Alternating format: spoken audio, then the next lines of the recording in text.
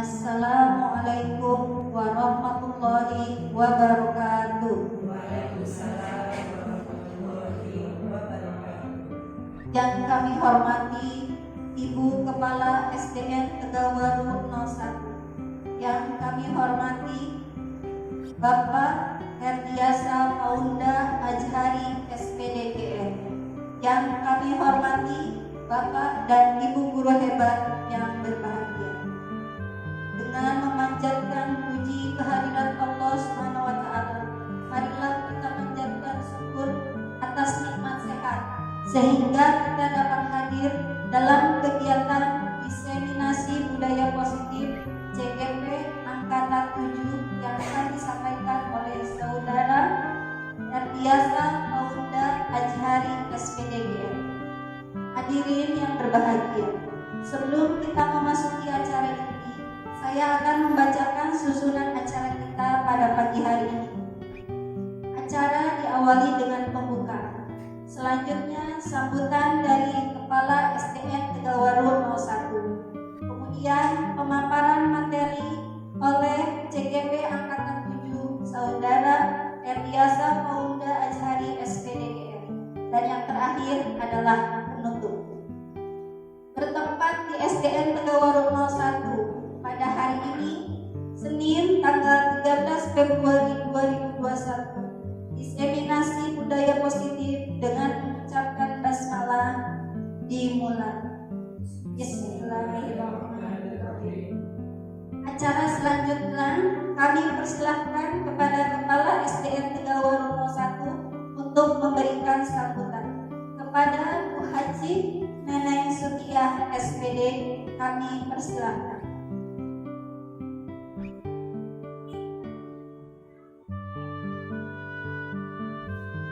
Bismillahirrahmanirrahim.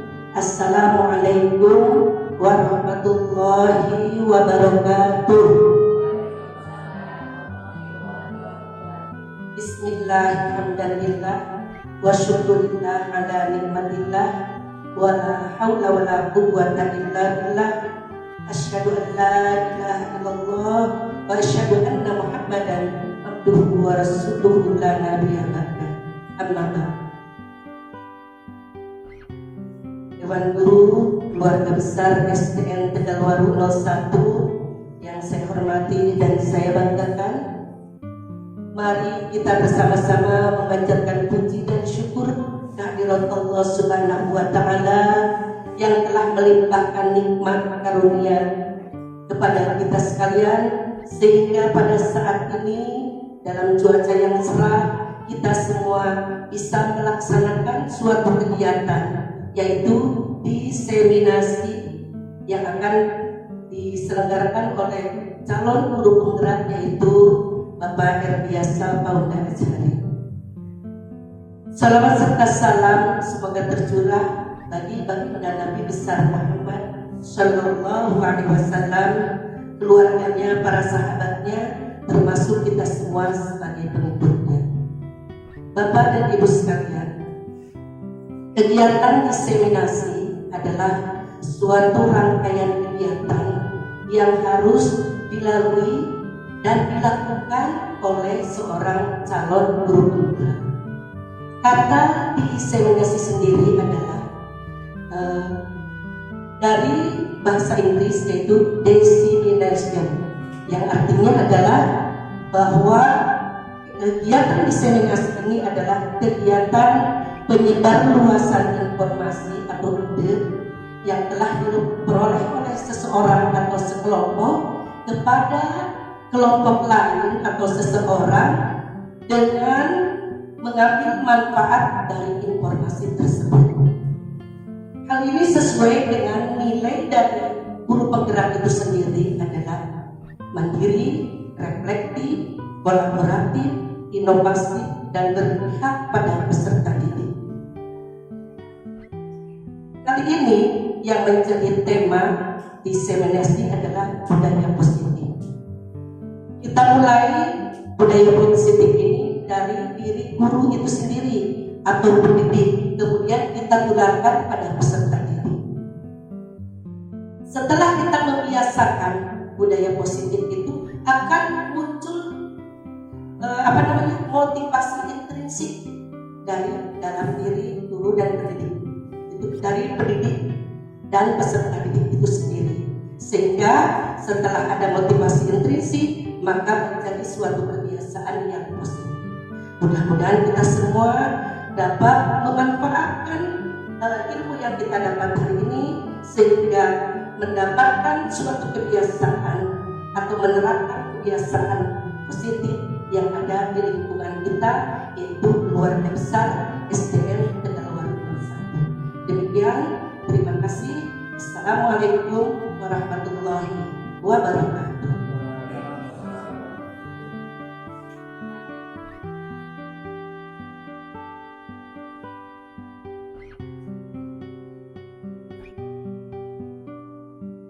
Demikian sambutan dari Kepala SDN Tegalwaru 01. Terima kasih kami ucapkan kepada Ibu Hajah Neneng Sutia atas sambutannya. Selanjutnya kita akan memasuki kegiatan inti, yakni diseminasi budaya positif. Marilah kita sambut rekan kita CGP Angkatan 7, Bapak Erdiasa Paulda Ajhari SPDGR. Beri tepuk tangan yang meriah. Padanya kami persilahkan.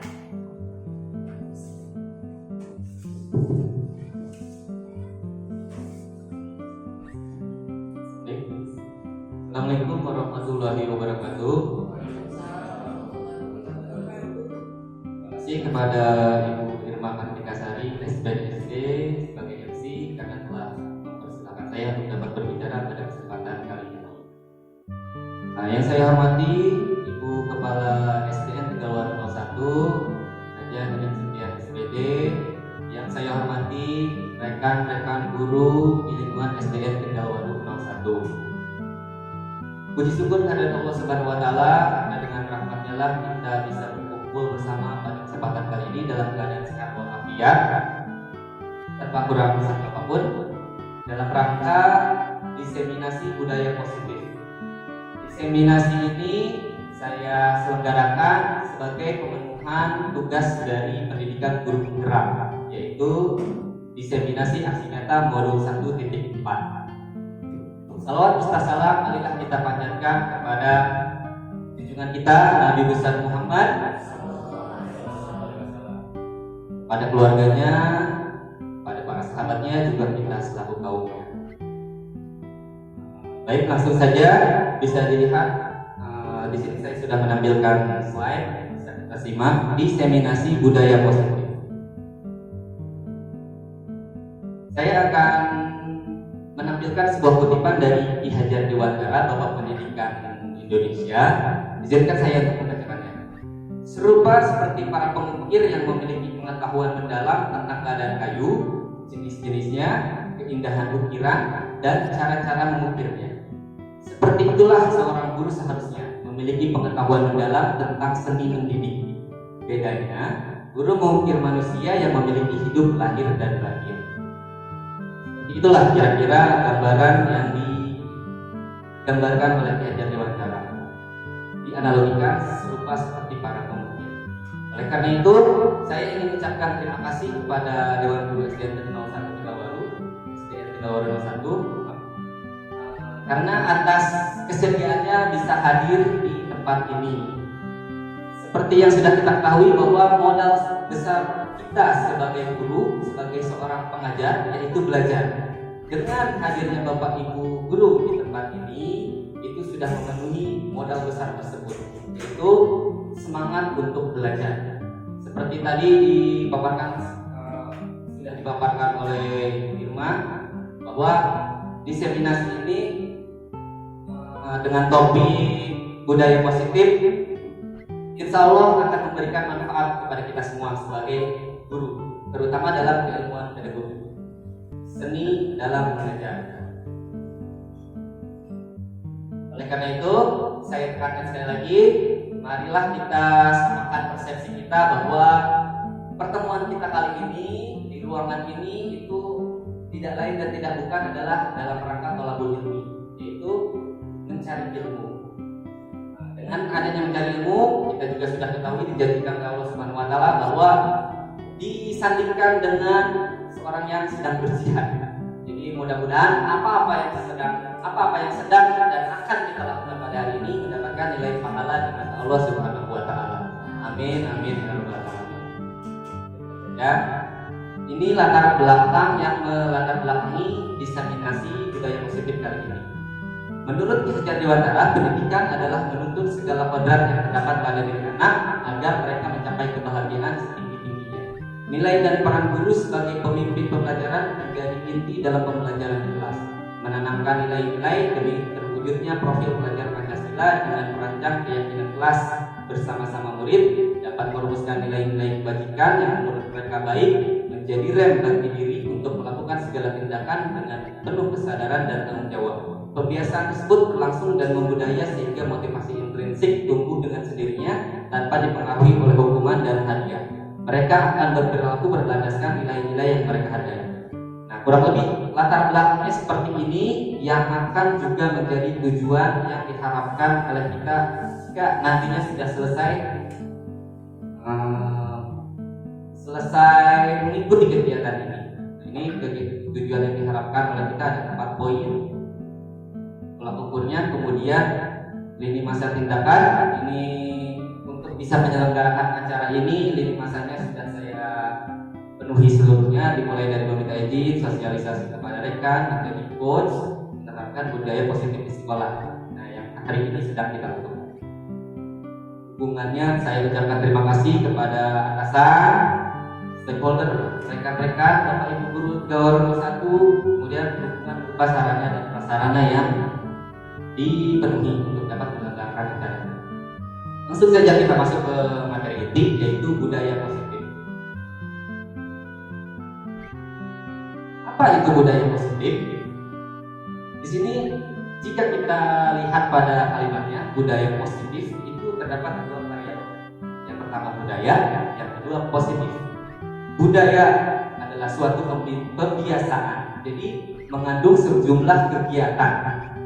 Yang namanya budaya adalah suatu kegiatan yang dilakukan secara terus-menerus, secara kontinu. Positif juga artinya mengandung nilai yang mampu menumbuhkan karakter murid. Jadi budaya positif adalah suatu kegiatan yang berlangsung secara terus-menerus, secara kontinu, yang bernilai positif, mampu menumbuhkan karakter murid. Nah, itu kurang lebih seperti itulah secara umum gambaran apa itu budaya positif. Nah, saya tekankan budaya positif yang didesimasikan kita kali ini bukan budaya, maksudnya berupa paparan kegiatan apa saja sih yang akan kita jadikan budaya, belum sampai seperti itu. Tapi untuk bisa mencapai hal tersebut, utamanya di SDN Tegal 01, kita kan capaian utamanya bisa menciptakan budaya positif di sekolah.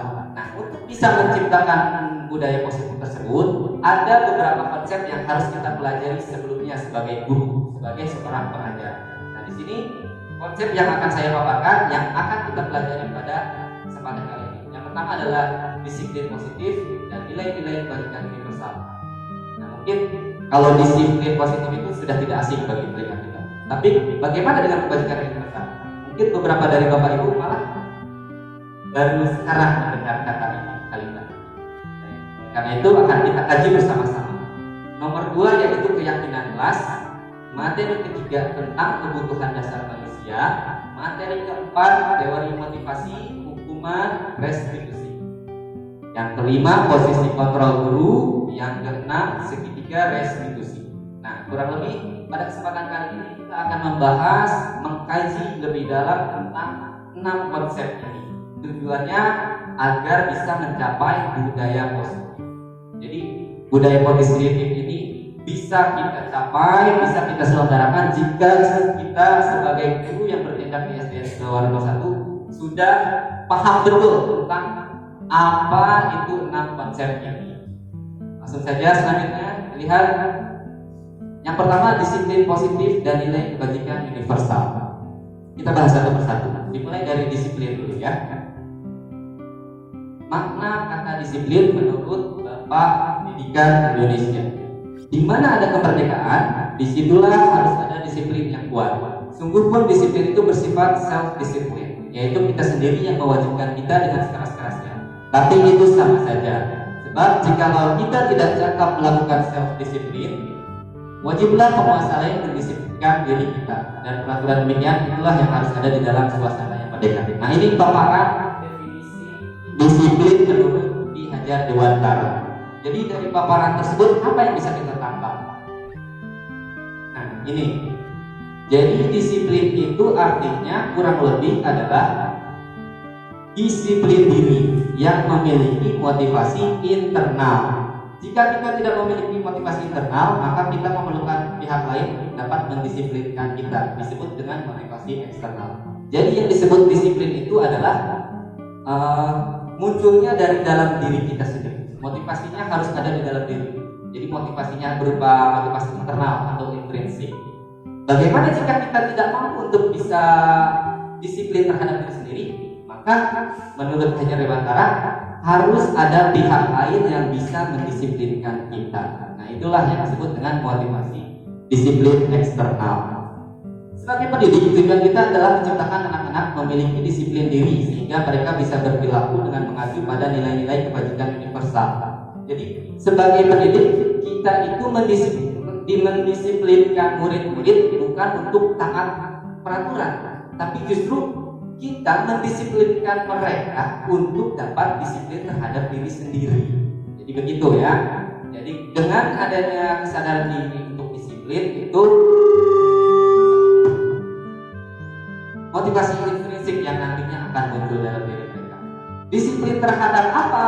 Disiplin terhadap nilai-nilai kebajikan universal. Apa itu nilai-nilai kebajikan universal? Kita lihat pada slide selanjutnya.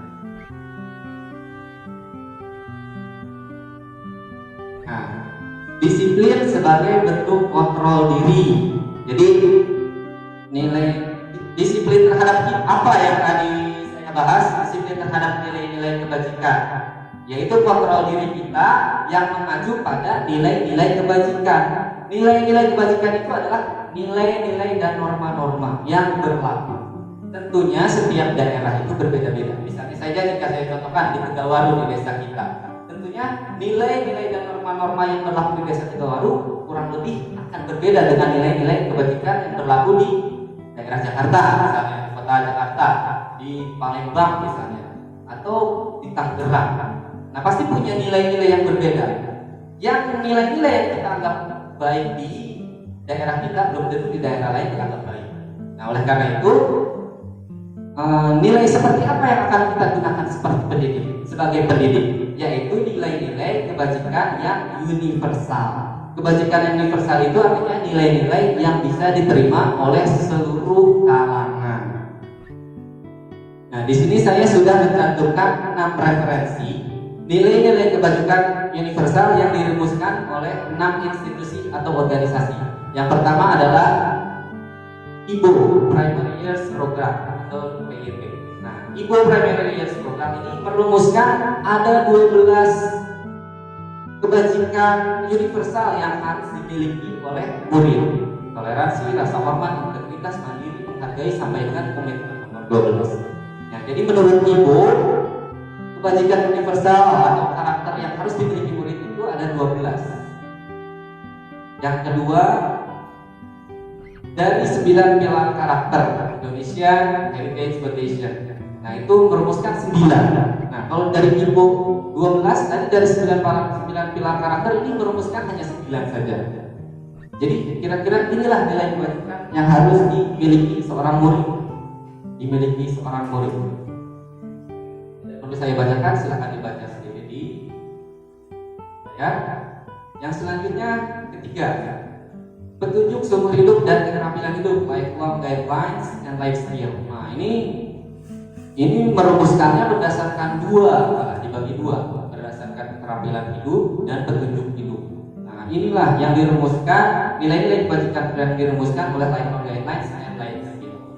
Selanjutnya yang keempat, building moral intelligence, the 7 essential virtues. Nah, ini 7. Yang kelima, the virtues project. Nah, ini lebih banyak lagi, malah dijadikan tabel.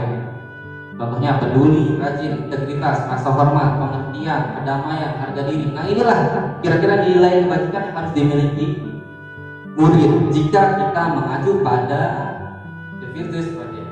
Yang keenam terakhir, profil pelajar Pancasila. Profil pelajar Pancasila bagaimana, Bapak Ibu? Ada berapa jumlahnya? Ada 6. Betul, ini beriman, bertakwa kepada Tuhan Yang Maha Esa, dan berakhlak mulia. 1, 2 mandiri, 3 bernalar kritis, berkebinekaan global, bergotong royong, kreatif. Ini profil pelajar Pancasila. Nah, standar pendidikan nasional artinya standar yang digunakan oleh pendidikan Indonesia. Dalam rangka menciptakan lingkungan positif, maka setiap warga sekolah dan pemangku kepentingan perlu saling mendukung, menghayati dan menerapkan nilai-nilai kebajikan yang telah disepakati bersama. Jadi, berdasarkan standar pendidikan nasional, itu harus ada standar kebajikan atau nilai-nilai kebajikan yang akan kita gunakan secara bersama-sama sesuai dengan kesepakatan. Jadi yang sudah disepakati. Kalau tadi saya sudah mencantumkan 6 referensi tentang organisasi yang merumuskan nilai-nilai kebajikan.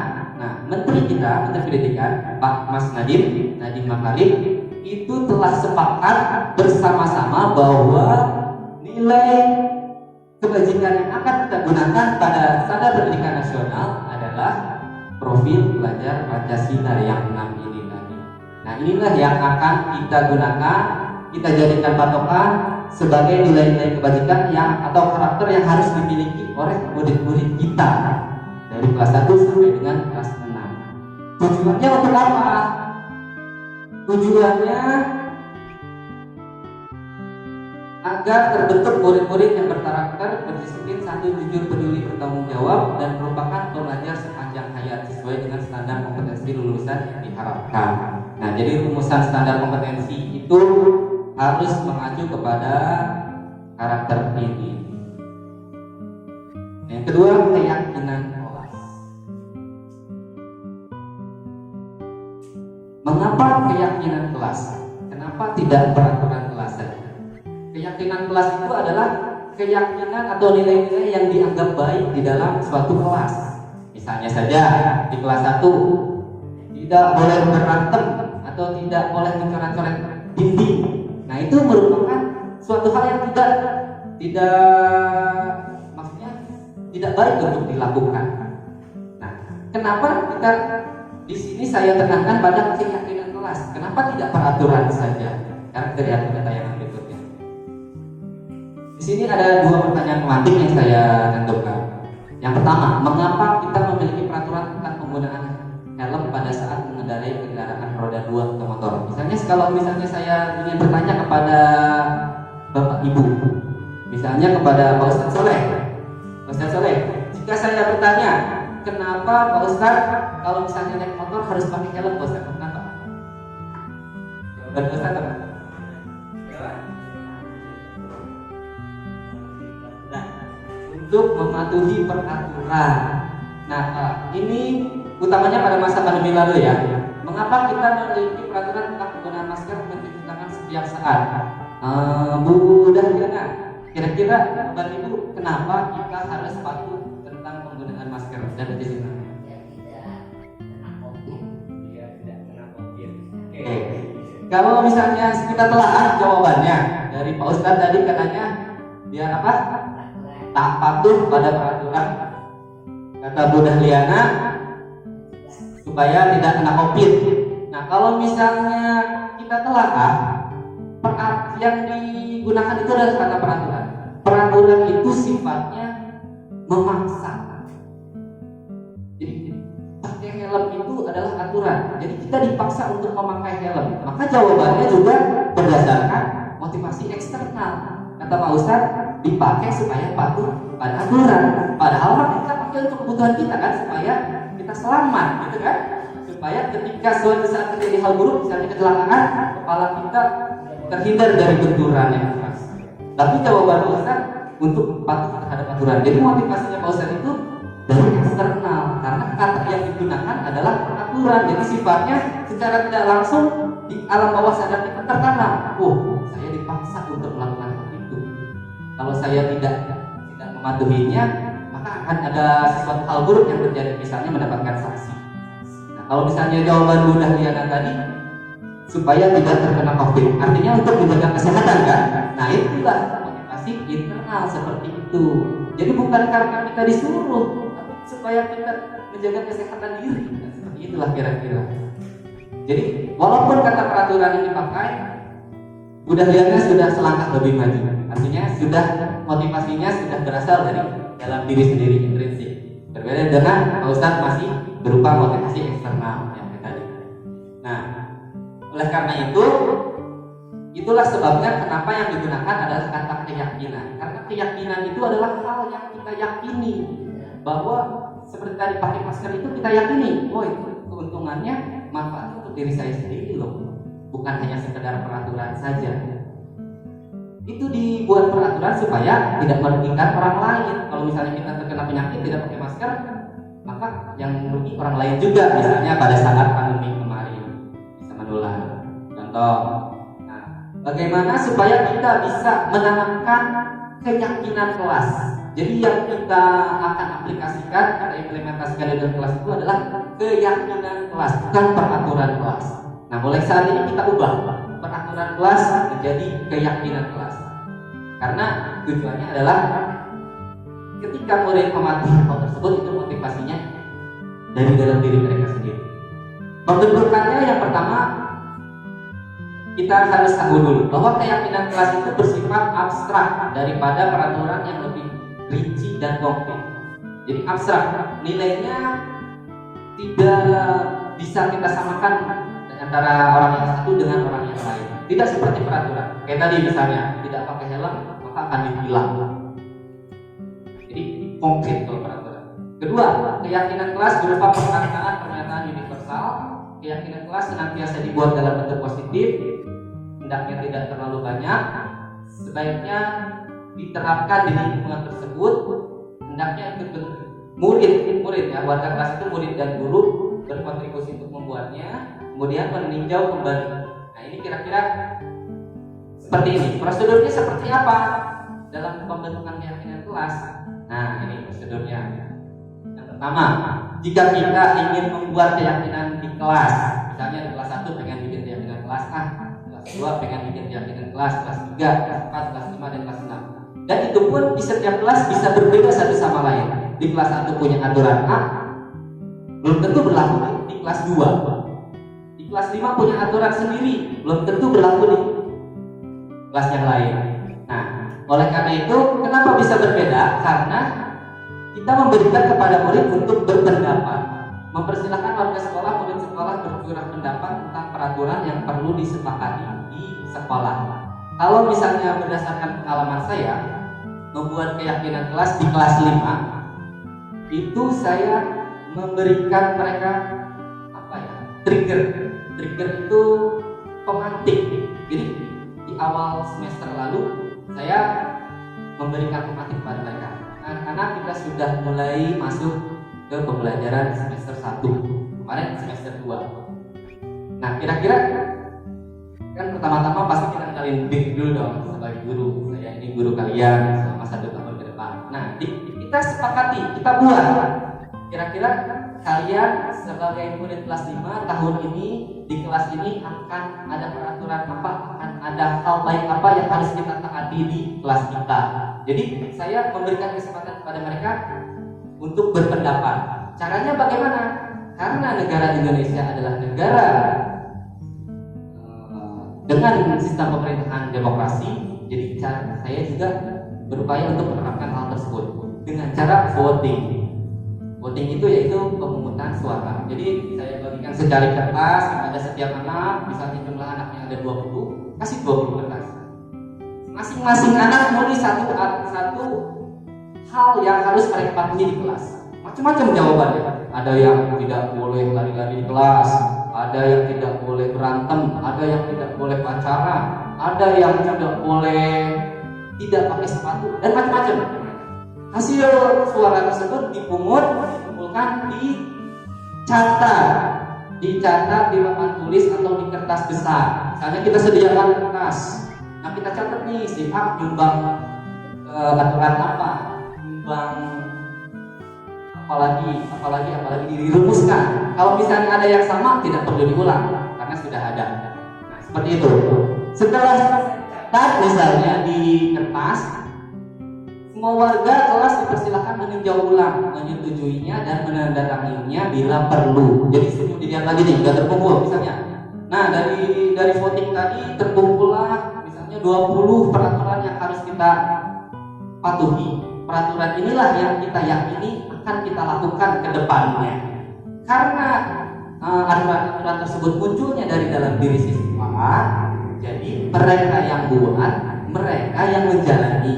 Apabila ada dari salah satu dari mereka yang tidak tertib atau tidak menyimpang dari kesepakatan yang sudah disepakati, maka munculnya akan motivasi intrinsik. Oh iya kan, aku sepakat begini, aku gak begini, jadi aku harus begini. Motivasi intrinsik itulah yang ditujukan. Contohnya seperti ini: kembalikan barang ke tempatnya, dilarang mengganggu, hadir sekolah 15 menit sebelum pelajaran mulai, dilarang melakukan kekerasan, bergantian, berjalan di kelas. Nah, baiknya kita keyakinan kelas yang dicatat itu harus memiliki nilai kebaikan. Misalnya, kembalikan barang tempatnya berarti memiliki nilai tanggung jawab. Hadir di sekolah 15 menit sebelum pelajaran, menghormati orang lain dan komitmen. Jadi harus punya nilai. Kalau misalnya tidak punya nilai kebaikan, delete saja, dihapus. Berarti kan tidak bisa membentuk sebuah karakter yang baik. Nah, kurang lebih ini kesepakatan kelas 5 yang sudah saya rumuskan. Bukan saya rumuskan, malah murid-murid kelas 5 rumuskan pada awal pembelajaran di semester 1. Nah, yang pertama, dan menutup pembelajaran dengan berdoa. One day, one surah. Ada lagi, tidak bermain di dalam kelas, dilarang berkelahi, tidak melempar kertas, menjaga ucapan, tidak naik ke atas meja. Nah, kesepakatan ini dirancang oleh murid-murid itu sendiri. Mereka yang buat, mereka yang menyepakati. Ketika sudah disepakati, dibuat juga kesepakatan seperti yang terakhir ini. Bagi yang melanggar kesepakatan harus bersedia untuk dihukum sesuai kesepakatan juga. Hukumannya juga yang sudah disepakati. Kalau misalnya ada yang melanggar kesepakatan, kita sepakat bahwa kita sepakat untuk dihukum. Jadi semuanya serba sepakat, semuanya serba musyawarah. Oleh karena itu munculnya motivasi intrinsik. Mereka tidak melaksanakan banyak poin ini. Kalau kita lihat kan banyak banget ya, ada sekitar 20-an lah lebih yang harus mereka patuhi di kelas. Tapi karena munculnya dari dalam diri mereka yang buat, mereka yang menjalani, jadi mereka menjalaninya secara ikhlas di kelas dengan bahagia, senang-senang aja. Bahkan malah saling menegur jadinya. Iya kita kan sepakat kayak gini, kayak gitu loh kamu. Nah, ini saya cetak dalam ukuran A3, kurang lebih seperti itu, A3. Nah, dipajang di kelas. Kenapa harus dipajang di kelas? Karena supaya kesepakatan yang sudah dibuat itu bisa dibaca kembali, supaya mereka ingat kalau ada yang lupa. Inilah keyakinan kelas kita.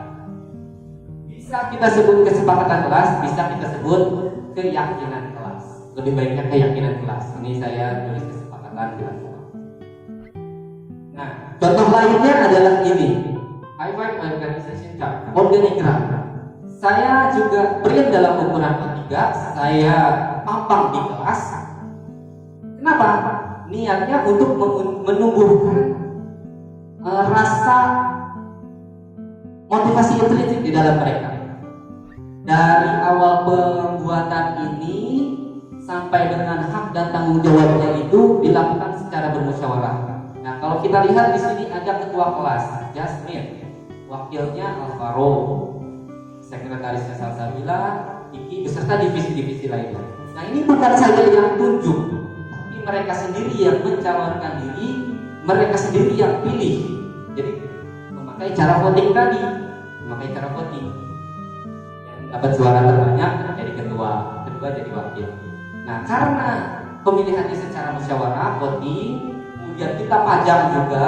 Nah, pejabat-pejabat kelas tersebut, ini kalau saya sebut pejabat kelas karena mereka adalah yang mengurus kelas berdasarkan hak dan kewajibannya masing-masing. Saya paparkan dulu, ketua kelas haknya ini loh. Kamu boleh begini sebagai ketua kelas, tapi kamu punya kewajiban ini. Nah, jadi mereka sadar bahwa menjadi ketua kelas haknya ini, kewajibannya ini. Begitu pula divisi-divisi lainnya. Seperti misalnya selanjutnya piket. Di piket ini saya cantumkan di bawahnya penanggung jawab Ivan Sofia. Kenapa? Jadi jika ada yang menyimpang dari pembagian tugas ini, yang bertanggung jawab adalah si Ivan, karena sudah dipajang juga. Ivan lah divisi kebersihan. Jadi dialah yang bertugas untuk yang bertanggung jawab mengatur tentang piket. Nah, dengan ini motivasi intrinsik yang akan diatur. Begitu pula foto kelas. Ini saya pajang juga di kelas. Kenapa? Karena anak-anak itu punya kebutuhan yang harus mereka penuhi. Salah satunya adalah dipajang di piket kelas.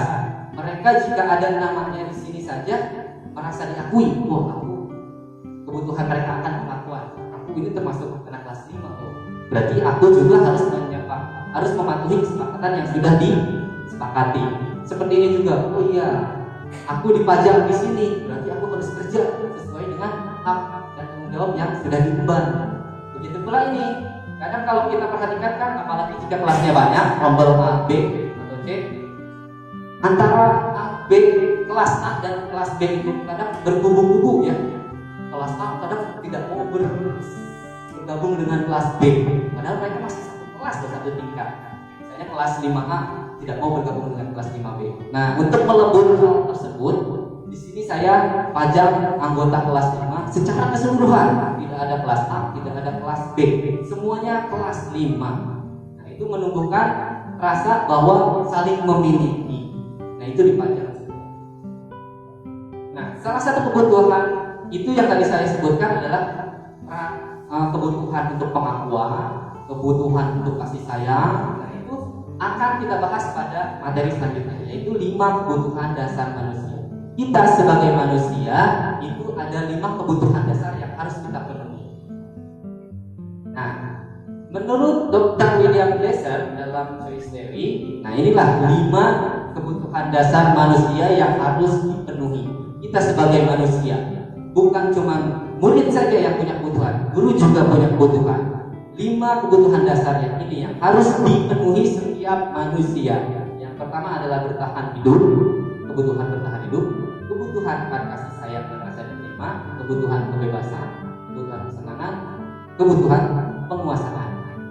Nah, untuk bisa menerapkan kebutuhan dasar dan mengaitkannya dengan dunia pendidikan, marilah kita studi kasus pada slide berikut. Nah, misalnya ada kasus seperti ini. Ibu Akbar, guru wali kelas 2A di SMP Tahaki, sedang bingung menghadapi ulas salah satu murid di kelasnya, Doni. Beberapa anak di kelas 2A telah datang padanya dan mengeluhkan Doni yang sering sekali meminta bekal makan siang dengan paksa. Jika Anda menghadapi situasi seperti Ibu Akbar, apa yang Anda akan lakukan? Menurut Anda kira-kira apa alasan Doni melakukan hal tersebut? Nah, jika kita bertemu anak seperti Doni ini yang suka ngambil secara paksa makanan temannya, kita sebagai guru harus bisa menyikapinya dong. Nah, salah satu cara untuk menyikapi tersebut adalah dengan mengkaji kira-kira kebutuhan dasar apa yang si Doni ini tidak penuhi. Karena setiap perilaku itu ada alasannya. Mungkin alasannya itu karena salah satu dari 5 kebutuhan dasar si doni belum terpenuhi, ditunjuk dari situasi yang dihadapi Bu Ambar. Nah, caranya adalah dengan seperti itu. Misalnya kita kaji lebih dalam dari setiap poin-poin 5 kebutuhan. Yang pertama, kebutuhan bertahan hidup. Kebutuhan bertahan hidup adalah kebutuhan yang bersifat fisiologis, misalnya kesehatan, rumah, dan makanan. Kalau kita kaitkan dengan si doni tadi, mungkin dia mengambil bekal makanan temannya karena kebutuhan bertahan hidupnya tidak terpenuhi. Bisa saja misalnya karena si doni di rumah nggak dikasih sarapan sama ibunya, jadi di sekolah dia ngambil. Kalau misalnya kita dari kebutuhan nomor 2, kasih sayang dan rasa diterima, mungkin si doni ini anaknya pendiam, nggak punya teman, jadi dia mengambil bekal makanan untuk cari perhatian. Bisa saja alasannya. Kalau misalnya kebutuhan penguasaan, mungkin si doni ini orangnya mendominasi orangnya, merasa lebih kuat, merasa lebih tua, jadi dia ngambil bekal makanan temannya karena merasa berkuasa. Alasan selanjutnya karena kebebasan. Misalnya, kebebasan adalah kebutuhan akan kemandirian otonomi, memiliki pilihan dan mengendalikan arah hidup. Si doni misalnya kebutuhan kebebasan yang tidak terpenuhi. Bisa saja si doni di rumah setiap hari dikasih sarapannya sama ibunya nasi uduk jengkol deui misalnya. Nah, dengan melihat bekal temannya yang macam-macam, itu mau ada spaghetti, dia merasa kebutuhan pilihannya tidak terpenuhi, jadi diambil secara paksa. Bisa seperti itu. Terakhir, kebutuhan akan kesenangan.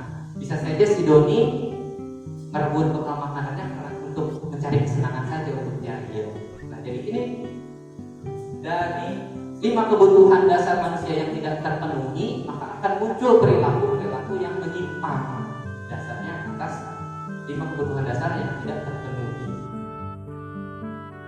Untuk bisa mengetahui kebutuhan setiap anak, nah kita kan di kelas nih sebagai guru punya mengampu murid lebih dari 1 kan. Saya saja kelas 5 ada 53. Di kelas 1 lebih banyak lagi. Ada berapa guru dari mana? 67. Nah, kita harus tahu nih kebutuhan satu persatu si anak kita itu apa. Dari 5 kebutuhan dasar ini, kira-kira kita harus tahu sudah terpenuhi semua atau belum nih anak-anak mereka. Kalau misalnya ada yang belum, bisa menjadi trigger atau pemantik untuk menimbulkan hal-hal yang menyimpang dalam diri mereka. Untuk mencari tahu ada 2 cara. Yang pertama personal, yang kedua klasikal. Personal itu menggunakan pendekatan secara pribadi. Misalnya kita dekatin, kita ngobrol si A, besok kita pendekatan pada si B, ajak ngobrol. Secara di sekolah kita kan ada program bimbingan konseling. Nah itu pengimplementasiannya secara personal. Kita gali kehidupan dia bukan hanya di dalam sekolah, tapi di rumahnya bagaimana, di lingkungannya bagaimana, teman-temannya bagaimana, kita tanya satu persatu. Itu secara personal. Bisa juga secara klasikal. Kalau misalnya muridnya banyak kan satu-satu nih, mungkin. Bisa secara klasikal. Bagaimana secara klasikal? Dengan menggunakan kuesioner. Nah, di sini saya sudah siapkan contoh kuesioner yang harus diisi oleh murid-murid kita di kelas dalam rangka mencari tahu kebutuhan dasar murid mereka, pemenuhan dasar murid. Ini saya akan bagikan contohnya.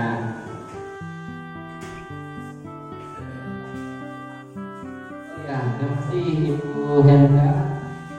Saya minta tolong membagikan pada rekan-rekan guru.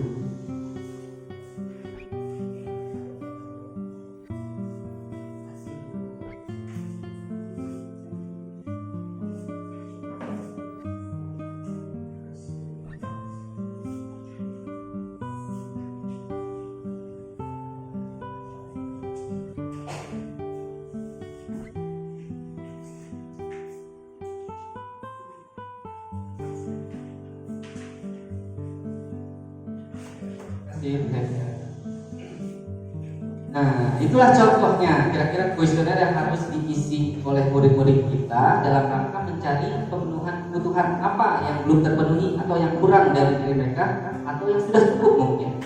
Nah, di kuesioner tersebut ada 20 pertanyaan yang harus mereka isi. 40 pertanyaan. Dibagi dalam 4 kategori kebutuhan dasar yang tadi. Yang bertahan hidup tidak kita masukkan, hanya penguasaan, kasih sayang, kebebasan dan kesenangan saja. Nah, dari 40 pertanyaan tersebut, di situ kan ada interval ya, 1 sampai dengan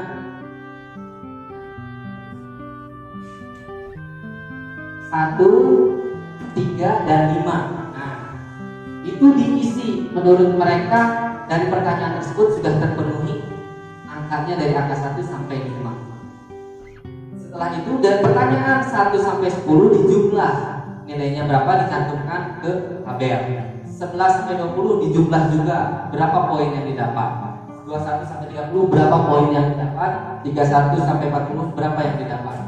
1 sampai 10 itu adalah kebutuhan kasih sayang. 11 sampai 20 adalah kekuasaan.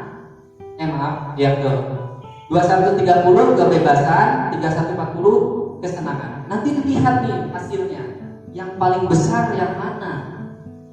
Itu artinya kalau nilainya besar itu sudah terpenuhi kebutuhannya. Yang paling kecil yang mana. Nah, itulah bagaimana kita bisa menindaklanjuti perilaku siswa berdasarkan kebutuhan yang mereka penuhi. Dipahami ya? Mungkin bisa itu contoh kuesionernya bisa di fotokopi, nanti bisa dibagikan ke murid-murid di kelas masing-masing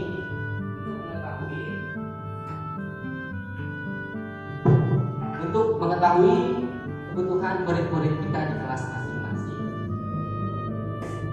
Nah, Glaser menyatakan bahwa kapasitas untuk berubah ada di dalam diri kita. Jika kita dapat mengidentifikasi kebutuhan apa yang mendorong perilaku kita, maka perubahan perilaku positif dapat dimulai dengan mencari solusi untuk memenuhi kebutuhan tertentu dengan cara yang positif. Jadi kalau kita sudah tahu kebutuhan mana sih yang menjadi sebab dia perilaku menyimpang ini terjadi, yang mana? Nah, solusinya bisa dicari menggunakan pendekatan kebutuhan tersebut.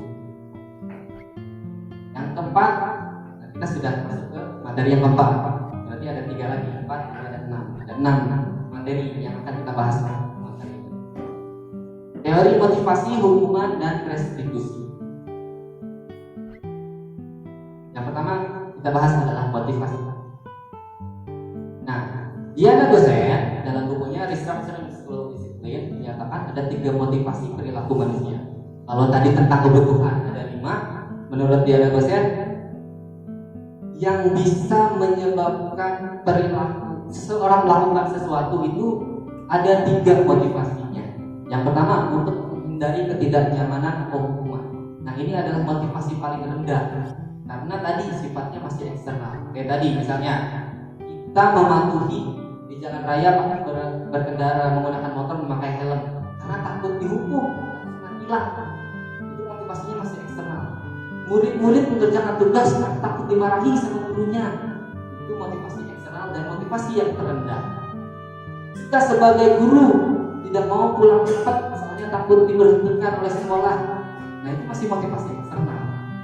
Yang kedua, setingkat lebih tinggi untuk mendapatkan imbalan atau penghargaan dari orang lain. Nah, kalau ini kurang lebih bisa saya bilang pamrih. Jadi melakukan sesuatu harus ada imbalannya. Kayak misalnya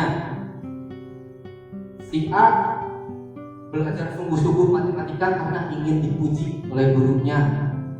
Itu jadi dapat imbalan, dapat penghargaan. Atau si C masuk rajin tepat waktu masuk sekolah karena dikasih permen sama gurunya. Nah, itu mengharapkan imbalan. Nah, yang level paling tinggi adalah menjadi orang yang mereka inginkan dan menghargai diri sendiri dengan nilai-nilai yang mereka percaya. Ini motivasi tertinggi yang harus kita coba capai, tanamkan. Kita harus coba tanamkan kepada diri murid-murid kita yang intrinsik tadi. Nah, bagaimana caranya supaya motivasi-motivasi ini bisa tercapai ke tingkat yang lebih tinggi? Yang nomor 3 ini dari murid-murid kita ya. Salah satu caranya adalah dengan menggunakan hukuman dan konsekuensi. Jadi kalau ada perilaku-perilaku menyimpang yang tadi disebutkan di sini, ada kebutuhan dasar manusia yang tidak terpenuhi karena motivasinya itu ada 3, bisa jadi yang ini, bisa jadi yang ini, bisa jadi yang ini. Nah, untuk meluruskan hal tersebut ada yang namanya hukuman dan konsekuensi untuk mendisiplinkan atau meluruskan perilaku-perilaku yang menyimpang tersebut. Nah, sama seperti halnya tadi keyakinan kelas. Walaupun sebenarnya keyakinan kelas tadi sudah disepakati bersama, mereka yang kuat, mereka yang jalani, mereka yang tanggung jawab, tapi ada saja, tidak bisa dipungkiri, anak-anak yang tidak mematuhinya. Maksudnya ada saja yang ngeyel, bandel, tidak menjalankannya. Nah, oleh karena itu penegakan peraturan atau keyakinannya itu harus ada hal yang dilakukan. Hal yang dilakukan umumnya berbentuk hukuman atau konsekuensi. Nah, sebelum kita membahas, tadi kan ada pembahasan tentang restitusi. Sebelum bahas restitusi, kita bahas dulu apa bedanya hukuman dengan konsekuensi. Hukuman dan konsekuensi. Bila sama, di mana persamaannya? Bila berbeda, bagaimana perbedaannya? Nah, saya ingin minta pendapat dari satu orang guru saja. Kira-kira hukuman itu apa sih? Konsekuensi itu apa sih? Sama nggak mereka? Kalau sama, di mana letak persamaannya? Kalau misalnya hukuman dan konsekuensi itu berbeda, di mana bedanya? Kira-kira siapa yang ingin mengajukan pendapat? Bu Irma mungkin? Nggak apa-apa. Ini supaya kajian awal aja, trigger supaya mana sih sebenarnya.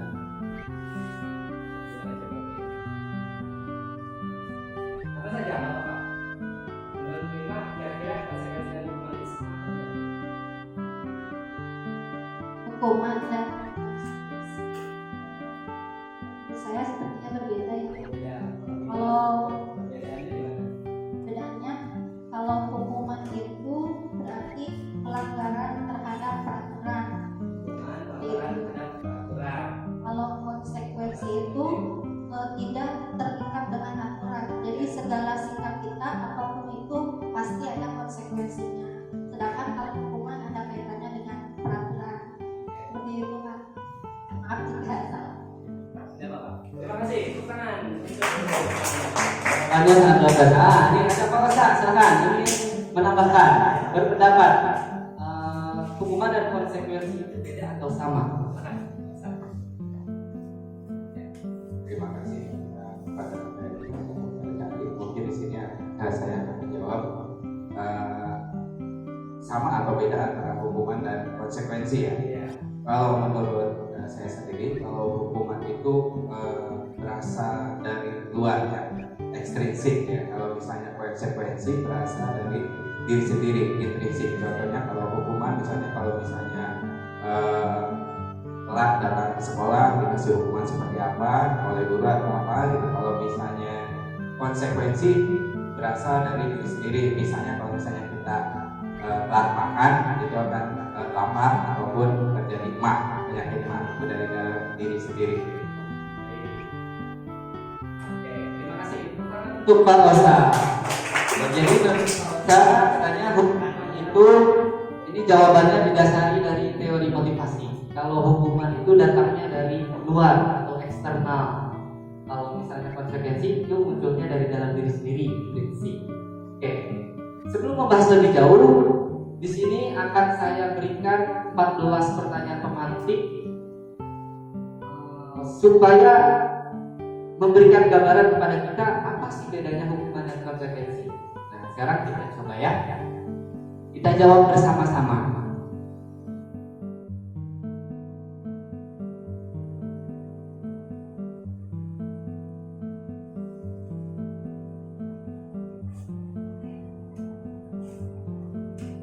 Ini untuk memberikan gambaran apa bedanya hukuman dan konsekuensi.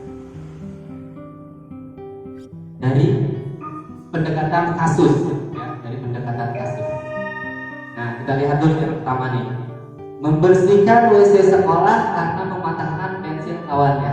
Menurut Bapak Ibu, hukuman atau konsekuensi? Ya, membersihkan WC sekolah karena mematahkan pensil kawannya. Hukuman. Oke, kita coba jawab. Ya, betul, hukuman. Pertanyaan kedua. Berjemur di lapangan basket pukul 12 siang karena mengobrol dengan temannya. Konsekuensi atau hukuman?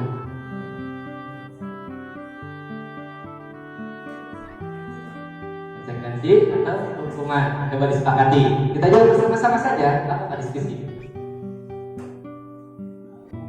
Hukuman atau konsekuensi? Hukuman. Oke, kita sepakat ya. Hukuman coba. Ya, betul, hukuman. Sambil dikaji nih Bu ya. Sambil dikaji. Kira-kira dari soal-soal ini ada persamaannya di mana, perbedaannya di mana? Kehilangan 10 menit jam istirahat untuk menjalankan tugas karena terlambat datang dan tertinggal pelajaran selama 10 menit. Hukuman atau konsekuensi? Konsekuensi. Hebat ya, guru-guru hebat sebenarnya. Guru-guru dari lulusan dulu. Betul terus dari tadi. Dapat pertanyaan 4 kali betul.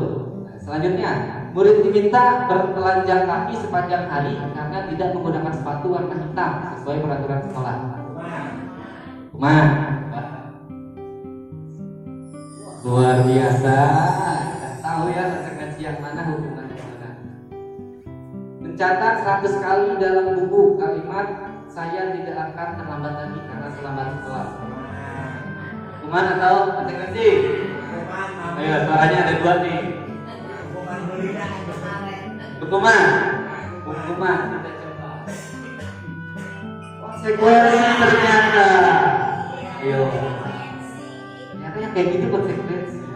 Coba tadi kenapa bisa konsekuensi? Nah, sambil kaji.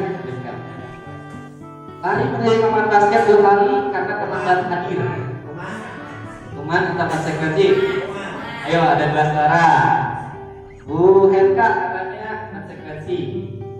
Bu Dahyana, Pak Hendrik hukuman. Oke, suara terbanyak hukuman. Coba kita pilih. Hukuman. Membersihkan air di meja karena tersenggol pada saat belajar. Wah, ini mah sudah jelas. Konsekuensi.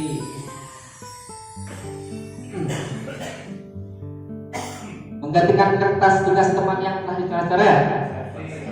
Konsekuensi atau hukuman? Konsekuensi. Membersihkan coret yang dibuatnya di meja. Hukuman atau konsekuensi? Konsekuensi. Berdiri di depan kelas sambil mengangkat kaki 1 karena tidak bisa menjawab. Hukuman.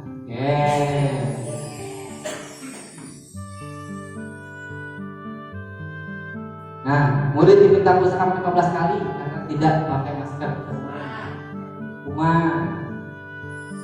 Hukuman. Kita tadi salah satu doang tadi ya. Duduk di bangku di pinggir lapangan pada jam istirahat tidak diizinkan bermain oleh guru piket karena mencederai teman yang bermain. Yo, hukuman atau konsekuensi?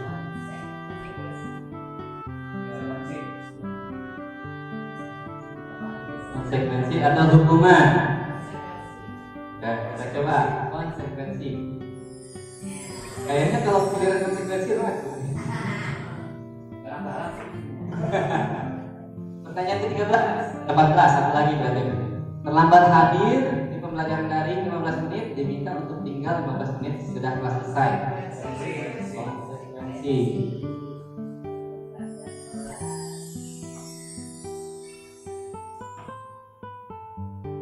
Lari mengelilingi lapangan basket 2 kali karena terlambat 10 menit pelajaran PJUK. Hukuman atau konsekuensi? Hukuman. Ya.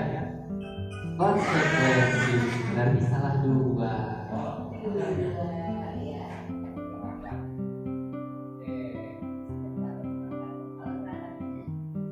Dari gambaran kasus tersebut kira-kira sudah bergambar nggak bedanya apa?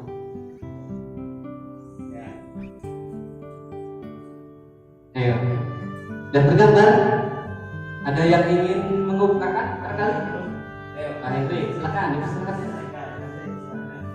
Ya, terima kasih. Kalau menurut saya hasil pengamatan ini ya, sebenarnya ungkapan antara hukuman dan konsekuensi memang ada perbedaannya. Kalau hukuman itu cenderung pada fisiknya, pada fisik seperti tadi atau hukuman yang sifatnya membuang energi juga, sehingga melaburkan dari fokusnya untuk berpikir secara ketika belajar. Kalau konsekuensi adalah cenderung pada psikologis dan sifat untuk pembinaan karakter, karena situasinya dia kalau dikatakan siswa tersebut malu akan dirinya sendiri atas perbuatan seperti itu. Jadi antara fisik dan psikologis. Oke, terima kasih kepada Pak Henry. Tepuk tangan dulu untuk Pak Henry. Jadi gue sendiri minta ditepuk tangan ini. Oke, saya ucapkan terima kasih kepada Pak Henry, Pak saya dan Bu Ima atas paparan jawabannya. Betul sekali, jawaban dari ketiga rekan kita ini betul semua. Jadi kata Bu Irma untuk penegakan aturan kurang lebih poinnya seperti itu. Betul, hukuman itu untuk dilaksanakan untuk penegakan aturan, konsekuensi juga sama. Kata Pak Osa, hukuman itu datangnya dari eksternal, konsekuensi dari internal. Betul juga. Kata Pak Hendrik juga sama. Jadi hukuman kurang lebih banyaknya mayoritas terhadap fisik. Kalau konsekuensi yang diserang adalah psikologinya.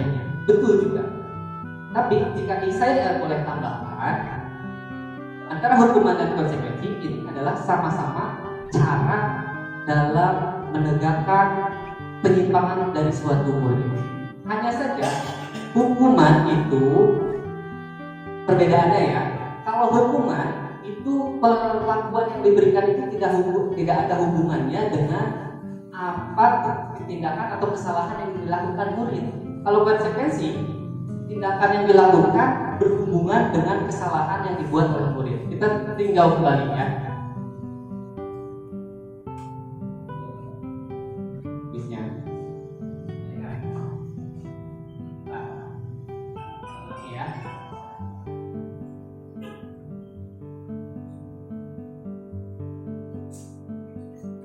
Kalau hukum konsekuensi itu treatmentnya, perbaikannya itu berhubungan dengan apa kesalahan yang dibuat. Kalau hukuman tidak ada hubungannya. Betul. Membersihkan air di meja tulis karena tersenggol pada saat belajar. Kesalahannya apa? Kesalahannya kan menyenggol air kan? Menyenggol air. Karena dia melakukan kesalahan menyenggol air, dia mendapatkan treatment harus membersihkan. Jadi berhubungan dong, nyenggol air harus dibersihkan. Nanti konsekuensi. Jadi saling berhubungan perlakuan yang diberikannya. Berbeda dengan hukuman. Misalnya nih, ini murid diminta push-up 15 kali karena tidak menggunakan masker sekolah. Tidak berhubungan.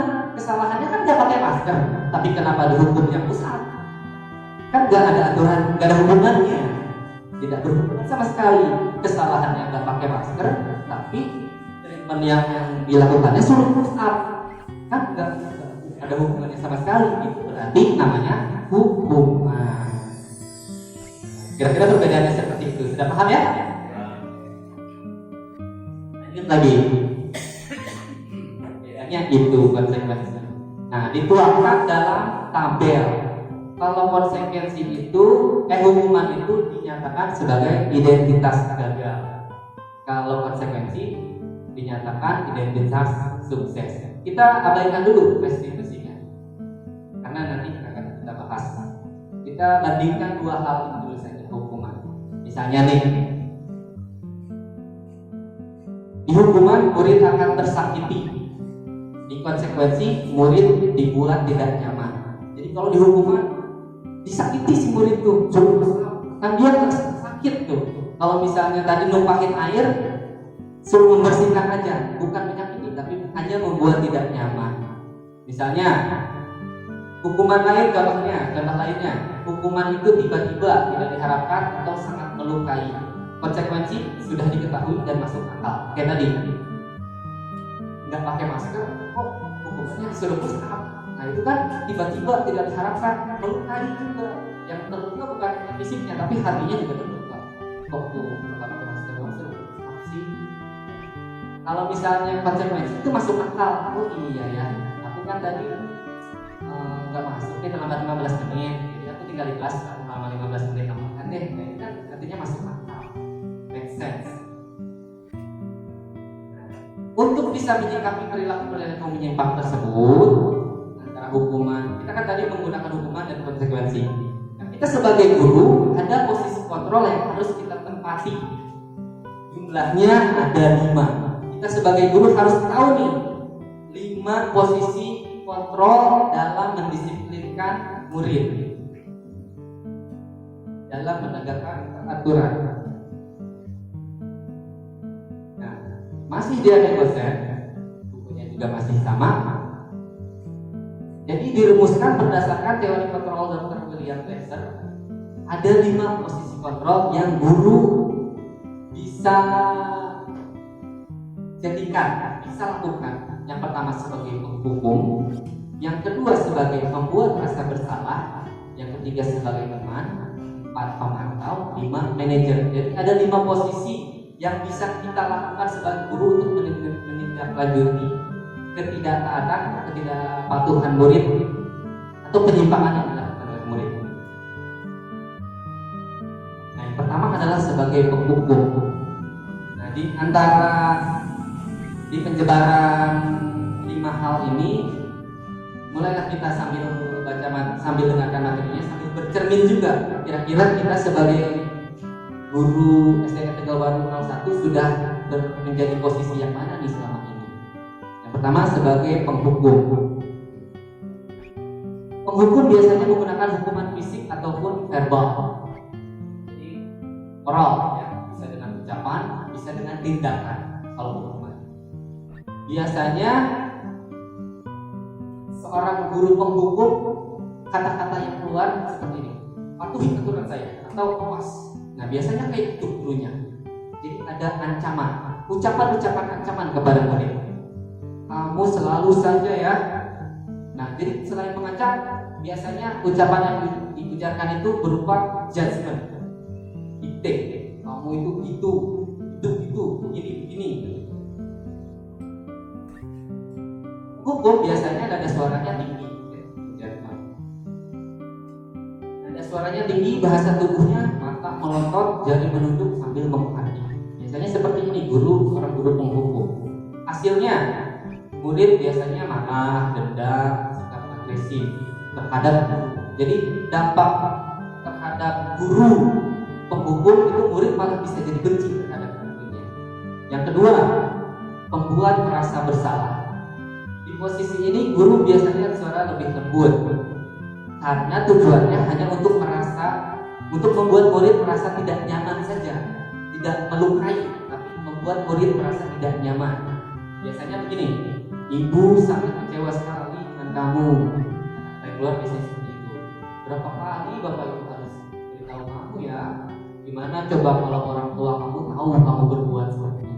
Nah dari kayak gini, hasilnya biasanya murid akan merasa bersalah.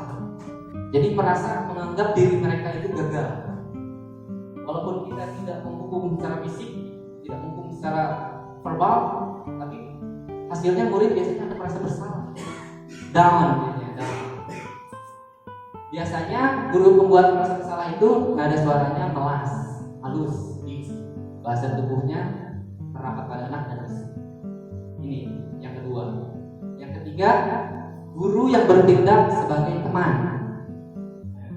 Kalau guru sebagai teman, biasanya tidak akan menyakiti murid, juga tidak akan berupaya untuk mengontrol murid.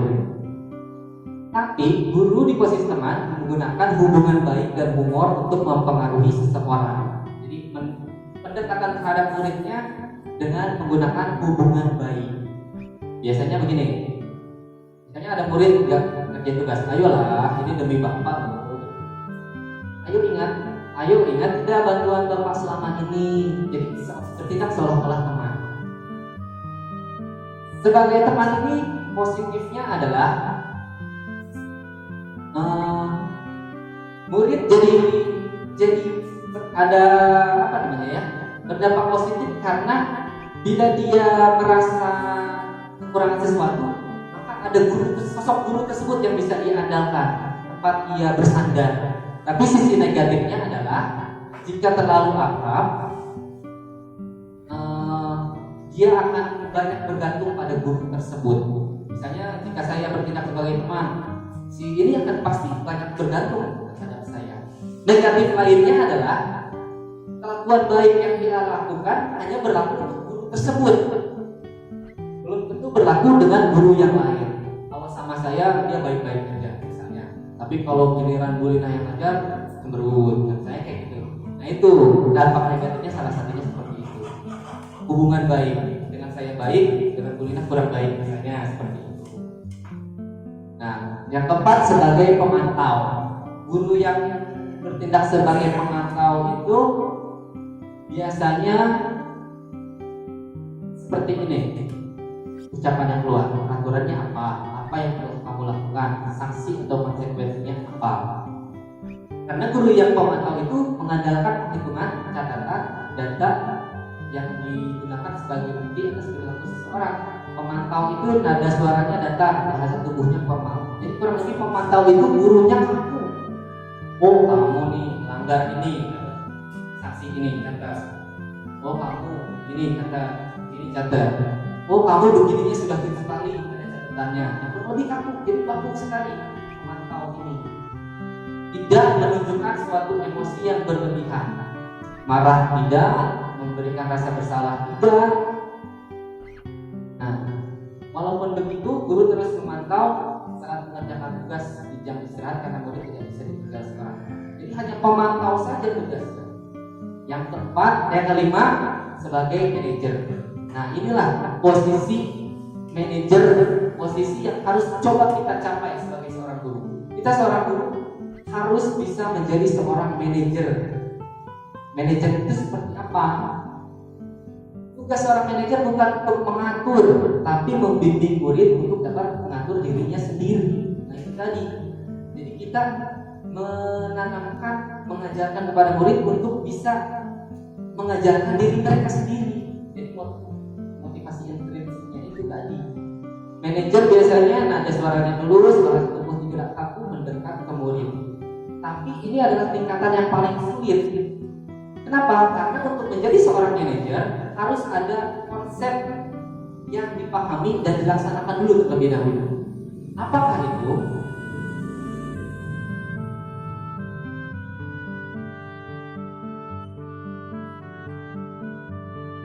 Nah, restitusi.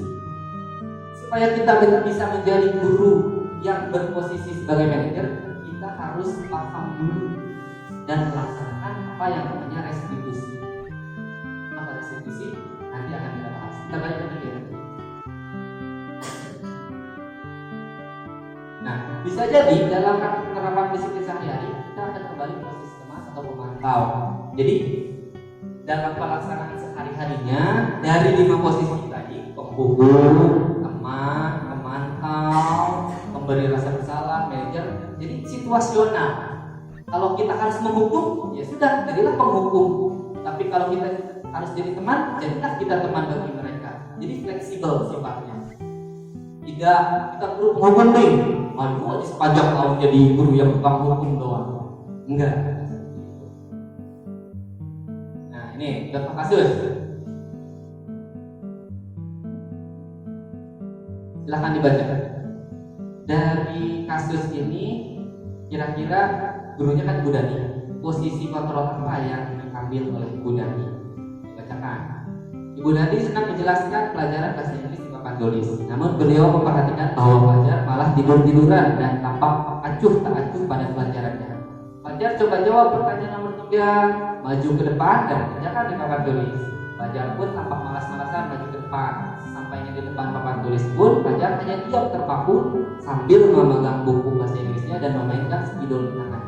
Ayo pelajar, makanya jangan tidur-tiduran, lain kali perhatikan.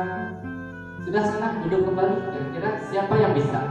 Fajar pun duduk kembali ke bangkunya. Hal seperti ini sudah sering kali terjadi pada Fajar.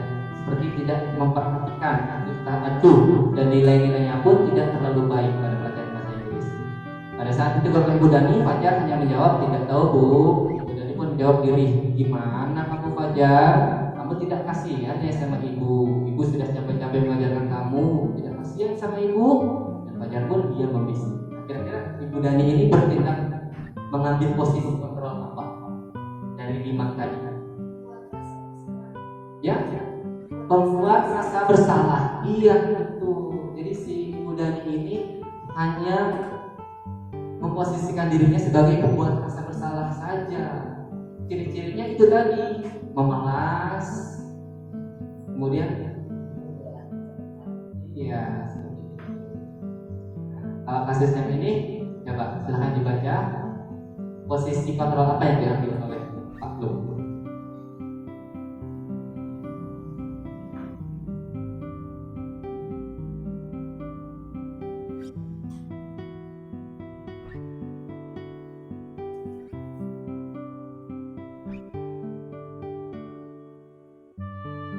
Yang ada yang sudah tahu jawabannya, akan boleh di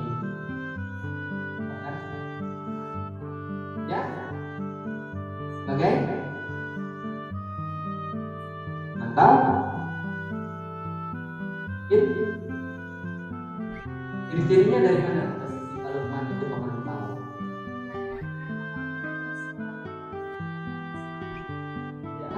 Kemudian sudah menanyakan buat apa yang dia berikan kepada Sabrina. Treatment apa yang dia berikan kepada Sabrina? Tadi kan sudah ditanya. Kenapa? Suruh ngapain sih Sabrinanya? Buka sepatu. Sabrina disuruh buka sepatu. Kesalahannya apa? Sepatunya sesuai peraturan. Nah, posisinya ini Pak Lukman ini yang Pak Lukman ambil adalah sebagai penghukum. Kenapa? Karena treatment yang diberikan itu tidak berhubungan sama sekali. Nah, identitas perilaku kontrol itu atau posisi kontrol itu bisa dituangkan dalam tabel seperti di atas.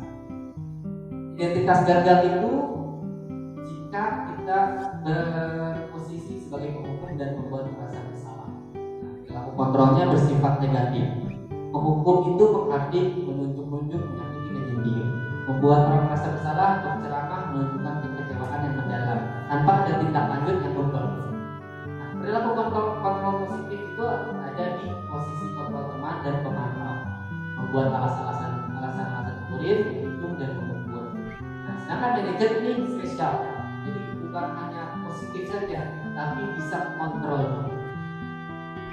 Caranya dengan mengajukan pertanyaan seperti apa jika kita menempatkan diri di posisi sebagai manajer. Seperti apa pemecahan kasus dengan posisi control manager? Gambarannya ada di segitiga restitusi, yaitu materi terakhir yang kita kaji. Apa itu restitusi? Ini dia restitusi. Silahkan dibaca. Kondisi bagi murid untuk memperbaiki kesalahan mereka, tujuannya untuk menciptakan suasana yang nyaman. Jadi pemecahan masalah tanpa ada yang dirugikan. Pemecahan masalah dengan membuat atau menciptakan suasana yang nyaman tanpa harus menyakiti. Nah, itulah pengertian restitusi. Restitusi itu bisa dilakukan dengan 3 langkah. Yang pertama, menstabilkan identitas, validasi tindakan yang salah, dan menanyakan keyakinan. Seperti inilah gambarannya kira-kira. Ya, restitusi. Nah, di sini saya sudah melakukan bedah kasus atau membuat skenario kasus dalam pemecahan masalah menggunakan segitiga restitusi.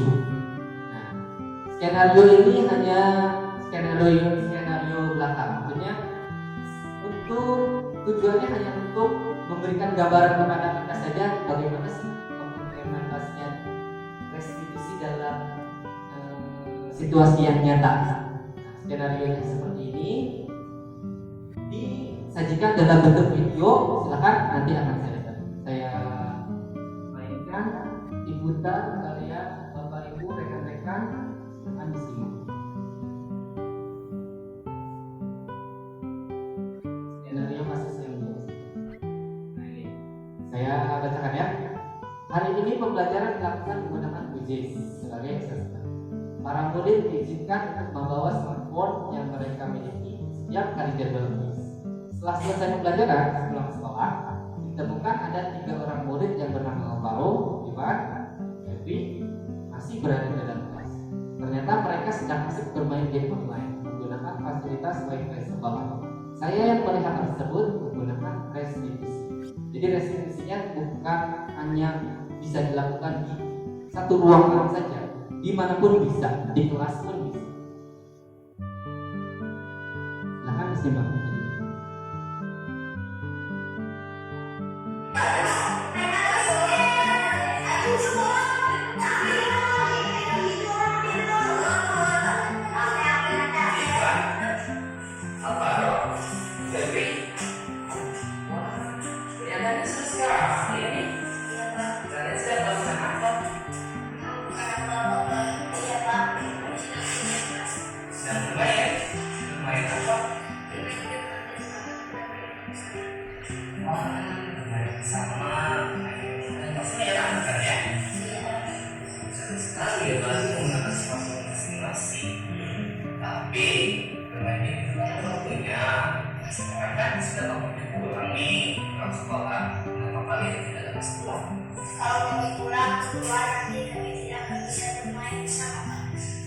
Kenapa begitu? Karena setahu Bapak, game online itu bisa dimainkan di mana saja ya? Karena Febri tidak mempunyai kuota internet, jadi dia memakai wifi sekolah. Oh, itu ceritanya. Kalau tidak punya kuota, jadi pakai wifi sekolah. Oke, itu betul. Mas sekarang, bagaimana sekolah itu tidak Febri? Pak, menurut kalian masih ingat tidak dengan ujian yang kelas kita sudah bersama? Ingat Pak. Enggak, masih ingat? Apa Pak? Hanya dia tidak membawa smartphone. Iya, disita untuk memasukkan untuk berjalan kuis saja. Karena kebetulan hari ini dia telah kuis, jadi kalian ini disita untuk menggunakan smartphone. Nah, menurut kalian jika smartphone kalian gunakan untuk bermain game, apakah ini sudah sesuai dengan yang kita kasihkan? Tidak Pak. Ya kan? Itu ada sesuatu yang saya lakukan mengenai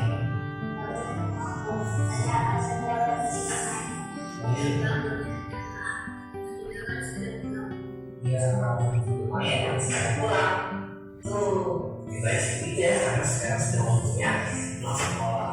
Mungkin orang tua kalian sudah menunggu di rumah. Betul? Tidak? Baik, kalau itu kita pulang saja ya. Silakan dilakukan pengenalannya seperti yang dipakai. Tidak bisa.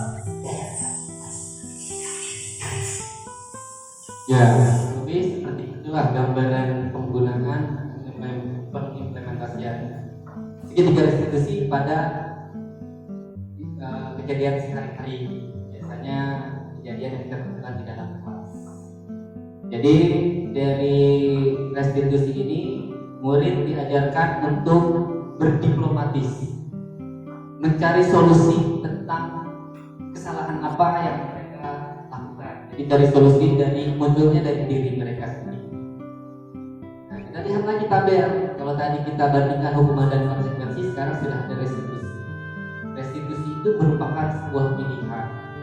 Murid atau anak belajar memecahkan masalah, dibuat oleh murid oleh anak. Jadi solusinya munculnya bukan kita yang menentukan, tapi munculnya dari diri mereka, dari buat kesalahan. Kita hanya membimbing atau mengarahkan saja. Pilihannya ada pada diri mereka sendiri. Nah, inilah 6 konsep yang sudah kita kaji pada pertemuan kita kali ini. konsep budaya positif dalam tujuan kita untuk mencapai positif budaya positif ini. 6 materi inilah yang menjadi materi prasyarat yang harus kita kuasai sebagai guru. Jadi kita sebagai guru harus tahu konsep disiplin positif dan nilai-nilai kebajikan universal, keyakinan kelas, kebutuhan dasar manusia, teori motivasi, hukuman restitusi, posisi kontrol guru, dan segitiga restitusi. Bukan hanya mengetahui memahami saja, tapi juga mengimplementasikan. Oke, sebetulnya paparan yang bisa saya sampaikan pada kesempatan kali ini. Saya ucapkan terima kasih banyak. Kurang lebihnya saya mohon maaf. Assalamualaikum warahmatullahi wabarakatuh.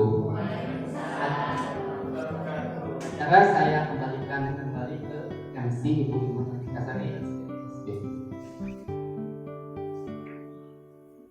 Tepuk tangan yang meriah Bapak Ibu Guru.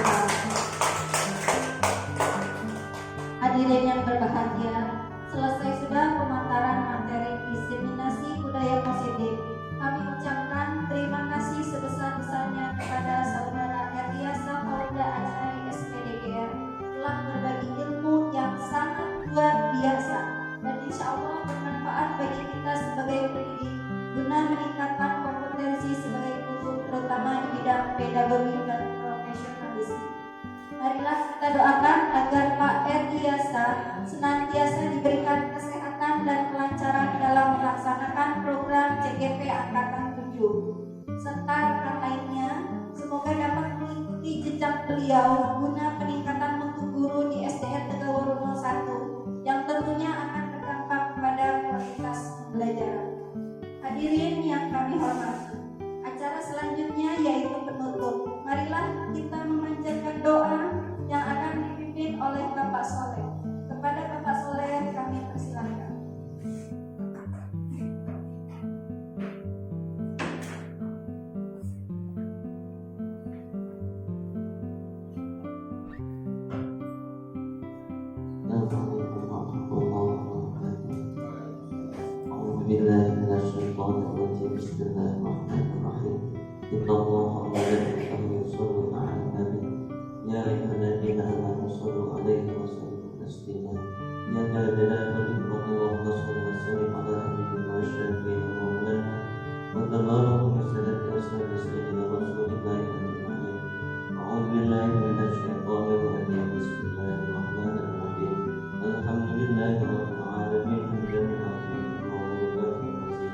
Ya Rabbana lakal hamdu kama yanbaghi li jalali kalimati sultanik.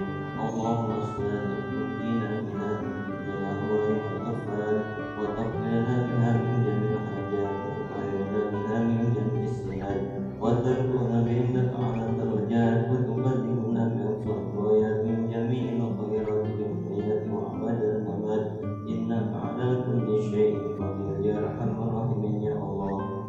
Allahumma ighfir lana dhunubana wa liwalidina warhamhuma kama rabbayana shaghira. Allahumma ilman afqih bihi awamiraka wa nawahiyaka warzuqna fahman nabiyyina Muhammadan sallallahu alaihi wasallam. Allahumma alhimni rushdi wa a'idni min sharri nafsi. Allahumma inna nas'aluka salamatan fid din wa afiyatan fil jasadi wa ziyadatan fil ilmi wa barakatan fil rizqi wa tawbatan qabla al-maut wa rahmatan inda al-maut wa maghfiratan ba'da al-maut. Allahumma hawwin 'alaina fi sakratil maut wa hijatan minna wa nafina lisan.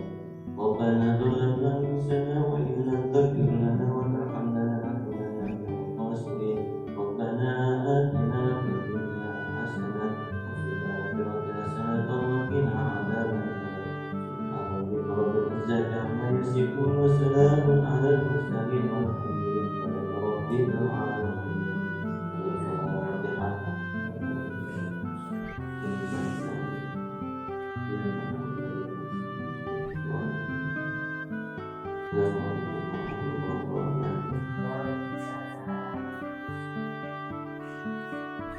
Terima kasih kepada Bapak Soleh.